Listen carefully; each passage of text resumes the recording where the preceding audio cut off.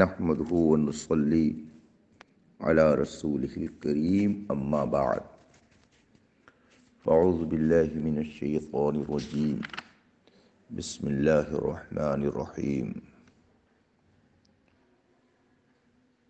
رضي الله عنهم ورضوا عنه ذلك لمن خشي ربه صدق الله العظيم وصدق رسوله النبي الأمين الكريم ونحن على ذلك لمن الشاهدين والشاكرين والحمد لله رب العالمين۔ رفیقان باوقار،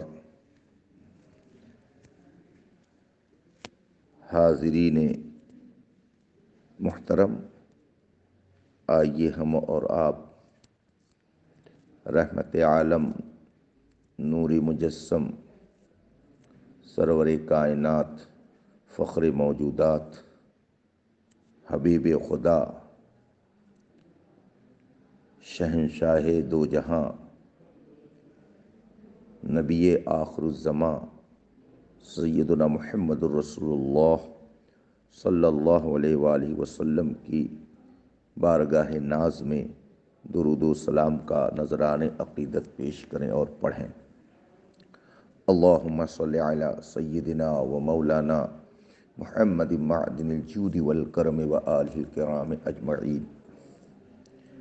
حاضرین باوقار، سامعین کرام،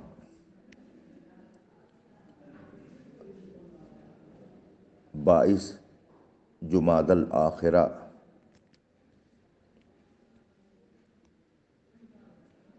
کی تاریخ دنیا اسلام کے لیے نہایت اہمیت کی حامل ہے۔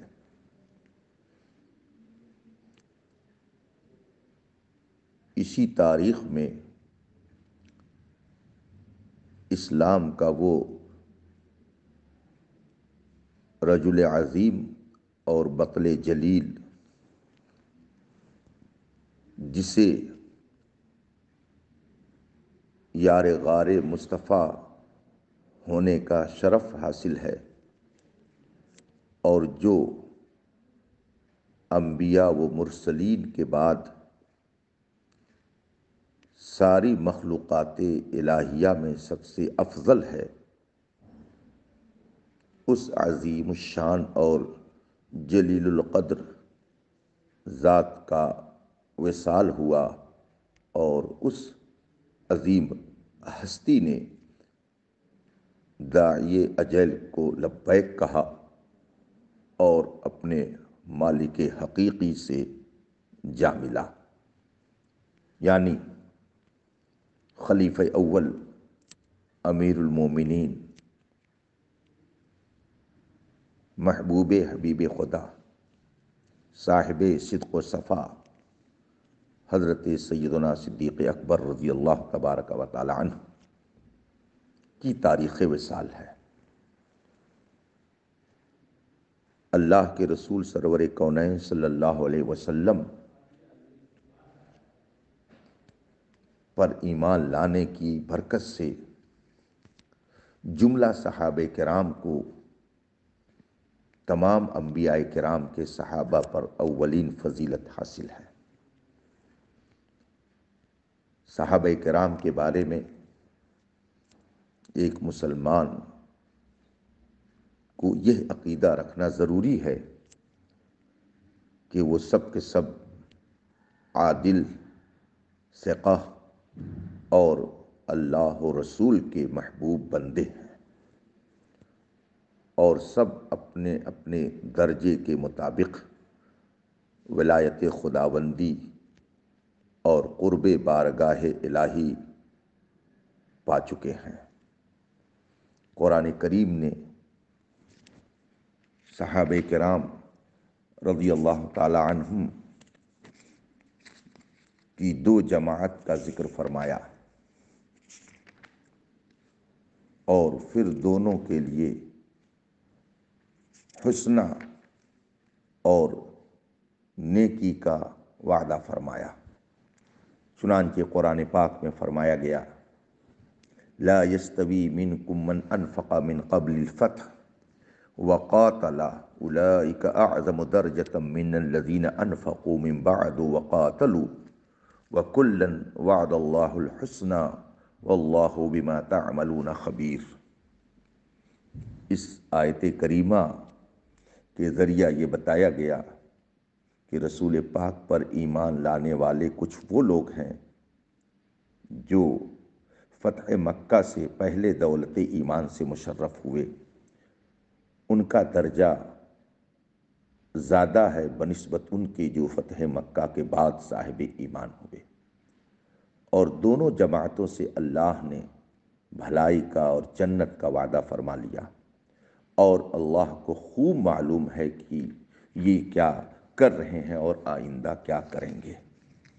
اس آیت کریمہ سے صاف یہ بات معلوم ہوئی کہ سارے صحابہ کے بارے میں ہم حسن عقیدت کے پابند ہیں، اور ہر صحابی کا ہم کو اگر ذکر کرنا ہے تو ذکر خیر ہی کرنا ہے۔ اسی لیے رسول پاک صلی اللہ علیہ وآلہ وسلم نے حدیث پاک میں فرمایا، لا تسبوا اصحابی ولو ان احدکم انفق ملء احد ذهبا مثل احد ذهبا ما بلغ مدہ ولا نصیفہ۔ اگر تم میں سے میرے صحابہ کو برا نہ کہو، لا تسبوا اصحابی، میرے صحابہ کو برا نہ کہو، اس لیے کہ تم میں کا اگر کوئی احد پہاڑ کی مثل سونا خرچ کر دے تو وہ ان کے ایک مد یا نصف مد کے خرچ کے برابر بھی نہیں پہنچ سکتا ہے۔ یہ ہے رسول پاک صلی اللہ علیہ وسلم کے صحابہ کا درجہ کہ کوئی احد پہاڑ کے برابر سونا خرچ کر دے تب بھی وہ صحابہ کے 1 کلو 2 کلو جو وغیرہ خرچ کرنے کا مقابلہ نہیں کر سکتا ہے۔ ایک دوسری حدیث میں رسول پاک صلی اللہ علیہ وسلم نے ارشاد فرمایا، اللہ اللہ اللہ اللہ فی اصحابی لا تتخذوہم غرضا من بعدی، اللہ سے ڈرو، اللہ سے ڈرو، اللہ سے ڈرو، اللہ سے ڈرو۔ یہ رسول پاک کے کلمات مبارکہ ہیں۔ کس سلسلے میں؟ اللہ سے ڈرو، لا تتخذوہم غرضا من بعدی، میرے صحابہ کے بارے میں اللہ سے ڈرو، ان کے بارے میں زبان کھولنے سے پہلے سوچ لو کہ کہیں کوئی بے ادبی کا جملہ تو نہیں نکال رہے ہو، ان کی شان میں کوئی گستاخی تو نہیں کر رہے ہو، ان کی شان میں کوئی غلط جملہ تو نہیں بول رہے ہو۔ ان کو تم میرے بعد نشانہ نہ بنانا کہ ان پر طعن و تشنیع کرو، ان پر تنقید کرو۔ رسول پاک صلی اللہ علیہ وسلم کی ان دونوں حدیثوں سے صحابہ کرام کے تعلق سے مسلمانوں کو کیا عقیدہ رکھنا چاہیے بالکل بات واضح ہو جاتی ہے کہ سارے صحابہ رسول پاک صلی اللہ علیہ وسلم کی صحبت کی برکت سے فیض یاب ہیں، اور وہ سب کے سب قابل تعریف اور قابل احترام ہیں، مگر اللہ کی مشیت ہے، اس کا فضل بے انتہا ہے، وہ اپنے فضل سے جس کو جس طرح سے چاہے نوازتے ہیں۔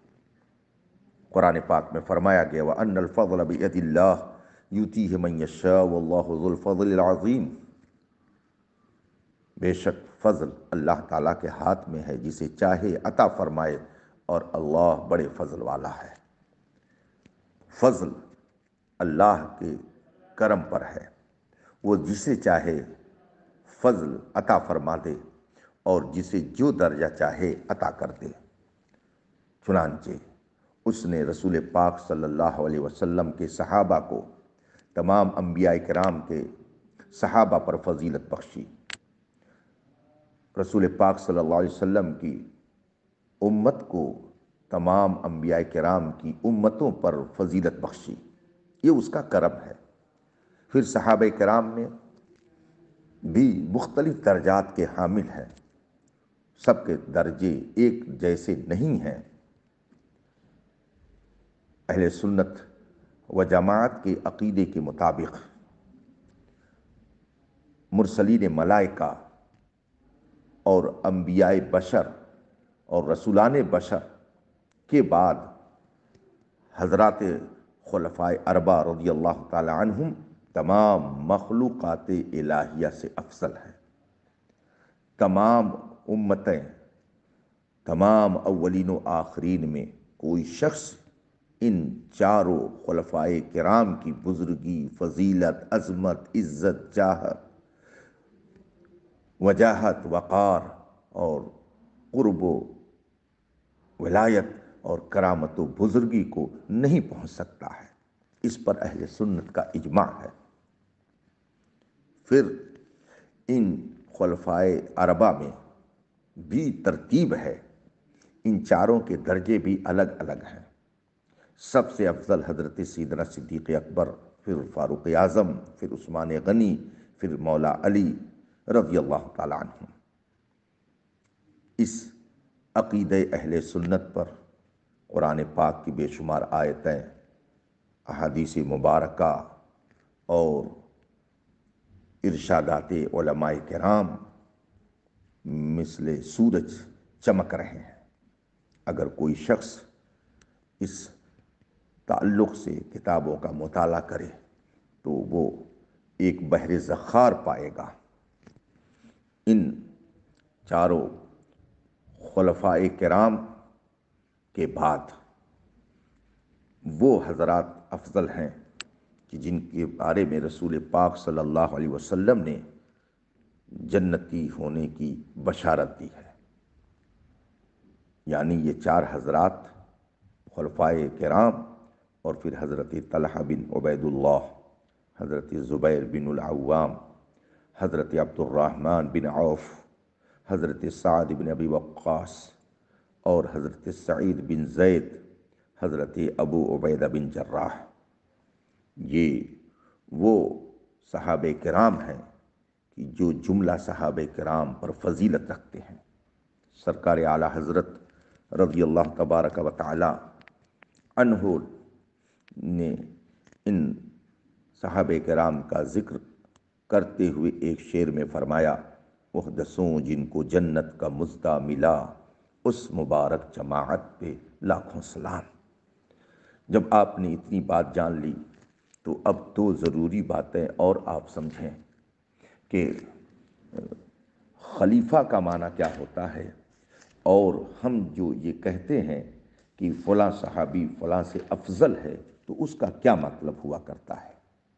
خلیفہ کا مطلب ہوتا ہے کہ رسول پاک صلی اللہ علیہ وسلم کی نیابت سے تمام مسلمانوں کے سب دینی اور دنیاوی کاموں میں شریعت کے مطابق مکمل تصرف کرنے کا اختیار رکھنا۔ یعنی جو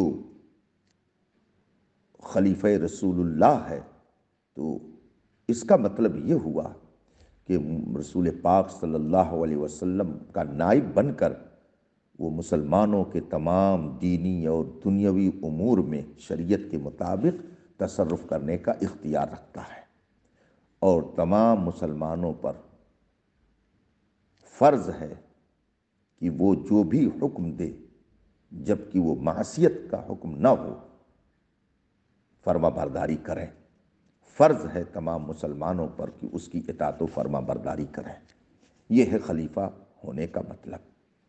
رسول پاک صلی اللہ علیہ وسلم کے بعد آپ کے سب سے پہلے نائب اور خلیفہ مکرم حضرت سیدنا صدیق اکبر رضی اللہ تبارک و تعالی عنہ ہوئے۔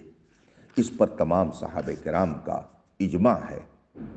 حضرت سیدنا مولا علی رضی اللہ تعالی عنہ، حضرات حسنین کریمین رضی اللہ تعالی عنہما نے ان کی خلافت کو تسلیم فرمایا۔ تو خلیفہ اول رسول پاک صلی اللہ علیہ وسلم کے حضرت سیدنا صدیق اکبر رضی اللہ تعالی عنہ ہیں۔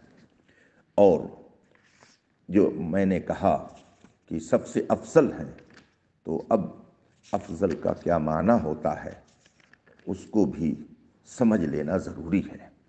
ہم جب یہ کہتے ہیں کہ فلاں فلاں سے افضل ہے، فلاں صحابی فلاں سے افضل، اور حضرت سیدنا صدیق اکبر رضی اللہ تعالی عنہ تمام صحابہ سے افضل، تو اس کا مطلب یہ ہے کہ اللہ تبارک و تعالیٰ کی بارگاہ میں زیادہ عزت و منزلت، وجاہت اور درجہ ان کو حاصل ہے۔ اسی بات کو آپ کثرت ثواب سے بھی بیان کر سکتے ہیں۔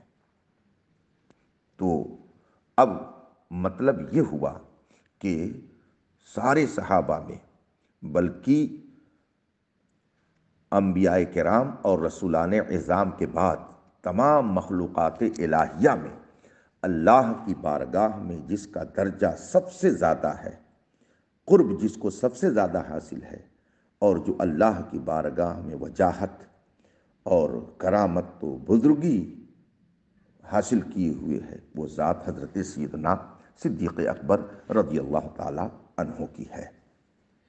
اور اگر کوئی آپ کی اس افضلیت کا منکر ہے، تو اگرچہ سارے صحابہ کو وہ تسلیم کرے اور ان کی فضیلت کو مانے، لیکن حضرت سیدنا صدیق اکبر رضی اللہ تعالی عنہ کو صحابہ میں سب سے افضل نہ مانے، تو ایسا شخص سنی نہیں ہے، بلکہ رافضیوں کی ایک قسم جو تفضیلی ہے اس میں مانا جاتا ہے۔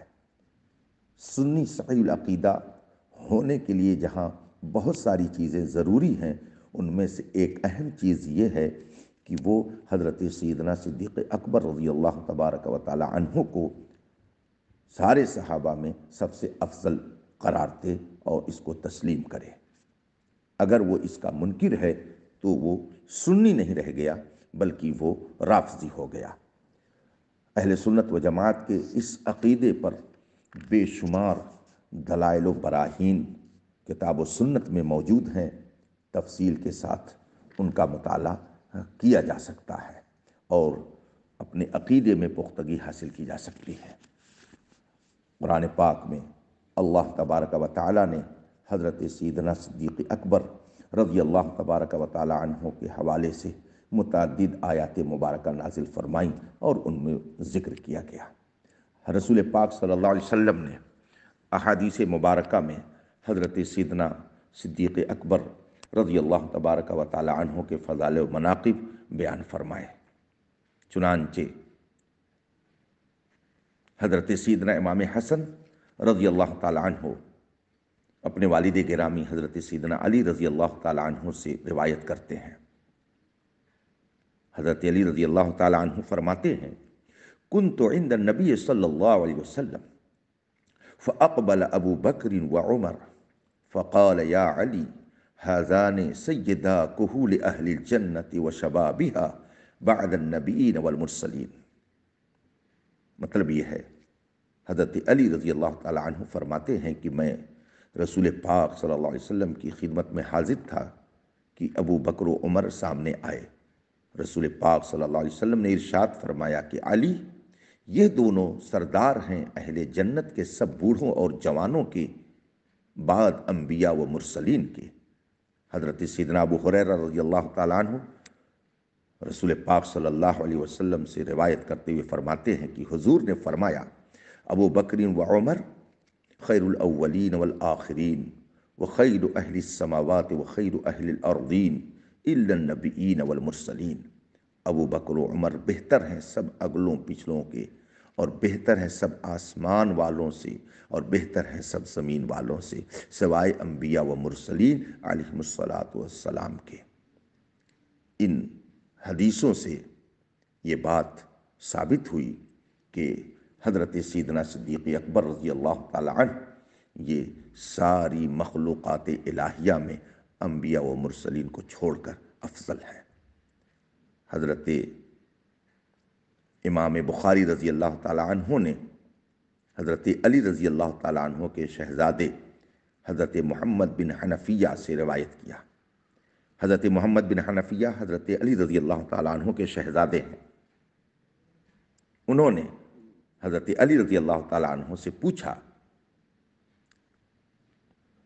ای الناس خیر بعد النبی صلی اللہ علیہ وسلم، رسول پاک صلی اللہ علیہ وسلم کے بعد سب آدمیوں سے بہتر کون ہے؟ حضرت سیدنا علی رضی اللہ تعالیٰ عنہ نے فرمایا، ابو بکر۔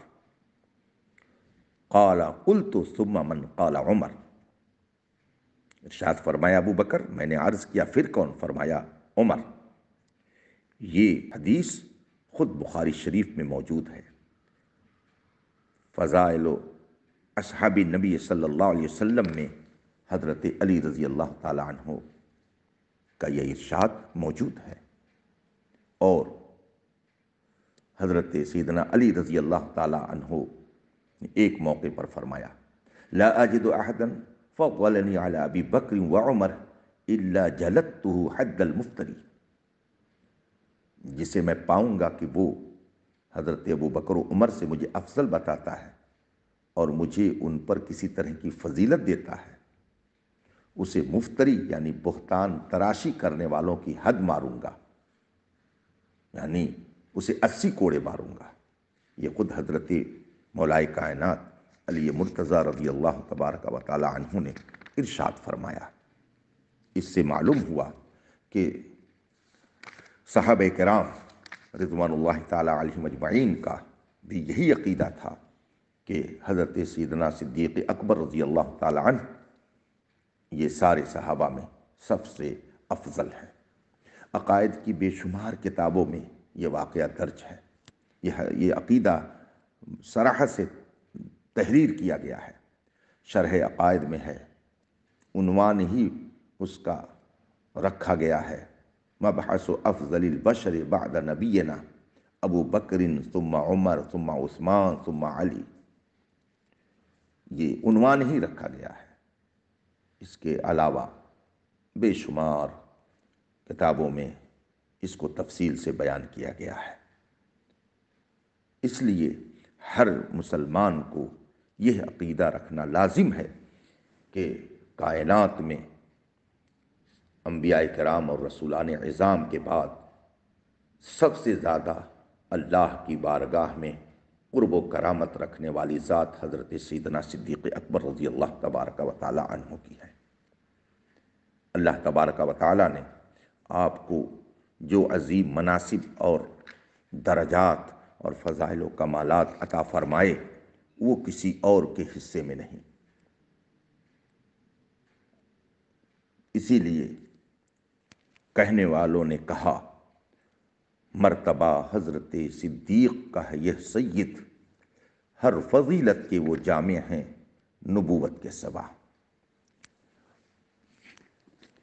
اللہ تبارک و تعالی حضرت سیدنا صدیق اکبر رضی اللہ تبارک و تعالی عنہ کے فیض و برکات سے عالم اسلام کو مالا مال فرمائے۔ حضرت سیدنا صدیق اکبر رضی اللہ تعالی عنہ کے فضائل بیان کرتے ہوئے حضرت سیدنا میر عبد الواحد بالکرامی رضی اللہ تبارک و